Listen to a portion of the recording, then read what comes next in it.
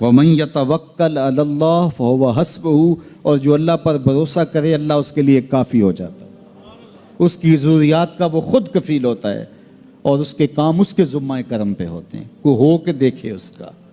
تو جو اللہ سے ڈرے اللہ اس کے لیے راستے بناتا ہے۔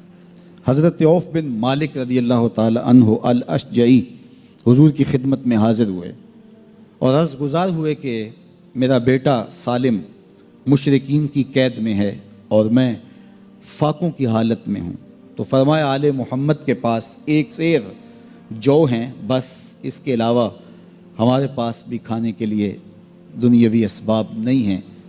کہا صبر کرو اور اللہ سے ڈرو، اور لا حول ولا قوت الا باللہ کثرت کے ساتھ پڑھو۔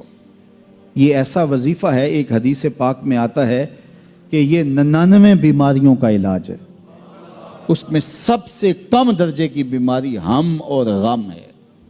یہ دکھوں کا مداوع ہے، مشکلات کا علاج ہے، اور یہ وظیفہ میرے حضور نے بتایا۔ حضرت ابو ذر غفاری رضی اللہ تعالیٰ عنہ کو حضور نے 5 چیزیں بتائی تھیں، ان میں سے 5ویں چیز یہ تھی کہ ابو ذر کثرت کے ساتھ لا حول ولا قوت الا باللہ پڑھا کرو۔ فرمایا عرش الہی کے نیچے ایک خاص خزانہ ہے، یہ وظیفہ وہاں سے آیا ہے۔ یہ زندگی میں معمول بنا لو، جب پھنس جاؤ مشکلات میں آ جاؤ تو لا حول ولا قوت الا باللہ پڑھو، اللہ راستے کھولے گا۔ تو حضور نے 3 چیزیں فرمائی، اللہ سے ڈرو، صبر کرو، اور کثرت کے ساتھ لا حول ولا قوت الا باللہ پڑھو۔ وہ فرماتے ہیں کہ میں یہ عمل شروع کیا، ابھی گھر میں بیٹھا ہی تھا کہ دروازے پہ دستک ہوئی، تو میں اٹھا کہ دروازہ کھولوں دیکھوں کہ کون ہے، تو دروازہ کھولا، دیکھا میرا بیٹا کھڑا ہے اور اس کے پیچھے 100 اونٹ کھڑے ہیں۔ تو میں نے کہا کہ تم اور یہ اونٹ؟ کہا مجھے موقع لگ گیا، میں ان کی قید سے بھاگ آیا اور آتے آتے ان کے 100 اونٹ بھی ہانک لایا ہوں۔ وَيَرْزُقْهُ مِنْ حَيْثُ لَا يَحْتَسِبُ، وہ تمہیں وہاں سے رزق دے گا جہاں سے تمہیں گمان بھی نہیں۔ اس کے ہو کے تو دیکھو، اللہ اکبر، اللہ کے ہو جاؤ تو پھر وہ تمہاری ضرورتوں کا کفیل ہو جائے گا۔ فرمایا حضرت عبداللہ ابن مسعود رضی اللہ تعالیٰ عنہ نے کہ کسی شخص کو فقر و فاقہ آ جائے تو وہ لوگوں کو بتائے کہ میں آج کل بڑے مشکل حالات میں ہوں، ہر وقت لوگوں کو بتاتا رہے تو اس کی مشکل بڑھے گی، اس کی مشکلیں آسان نہیں ہوں گی اس طرح۔ اور اگر وہ اپنی اس مشکل کو کسی سے شیئر نہ کرے بلکہ مصلی بچھا کے اپنے رب سے کہے کہ مالک فقر و فاقہ آ گیا ہے اور اس کا علاج تیرے پاس ہے، اس مرض کا مداوع تیرے پاس ہے۔ تو حضرت عبداللہ ابن مسعود فرماتے ہیں کہ رسول کریم نے فرمایا جلد یا بدیر اللہ اس کو مالا مال فرما دے گا۔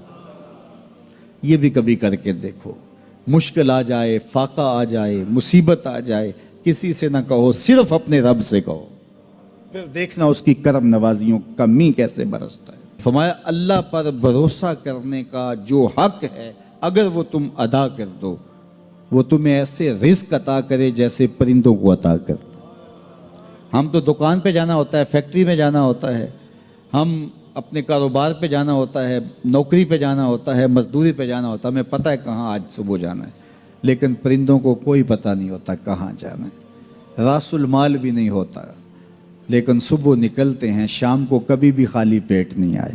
بن توکل پنچھی اڑ دے، خرچ نہ پلے زیرا ہو۔ گھر سے خالی پیٹ نکلتے ہیں، جب واپس آتے ہیں تو پیٹ بھرے ہوئے ہوتے ہیں، اور پھر جو ان کی ضرورت ہوتی ہے اللہ وہ ساری ضرورتیں پوری کرتا ہے، جو ضرورت ان کی ہوتی ہے۔ یہ شیر کتنا گوشت کھاتا ہے اللہ روز اسے دیتا ہے، یہ ہنس روزانہ سچے موتی کھاتے ہیں، اور آپ مارکیٹ میں لینے جائیں لاکھوں روپے لگا کے تولے ماشے کے حساب سے آپ خریدتے ہیں، پھر بھی آپ کو یقین نہیں ہوتا کہ یہ سچے ہیں یا 2 نمبر ہیں۔ اور ہنس دنیا پہ کروڑوں جانور پائے جاتے ہیں، روز کھاتے ہیں، صبح بھی، شام بھی، دوپہر بھی، پیٹ بھر کے کھاتے ہیں، اللہ روز انہیں عطا کر۔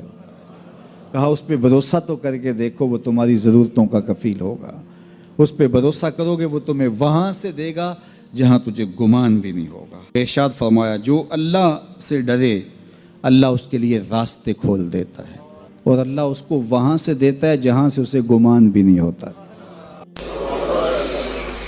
حضور نبی رحمت صلی اللہ علیہ وسلم نے ارشاد فرمایا 4 اشخاص ایسے ہیں جن کو جنت میں جانے سے کوئی چیز نہیں روک سکتی، اور فرمایا اگر لوگوں کے سست پڑ جانے کا اندیشہ نہ ہو تو اے عمر میں تجھ کو کہوں کہ یہ بات گلیوں اور بازاروں میں لوگوں کو بتا دو۔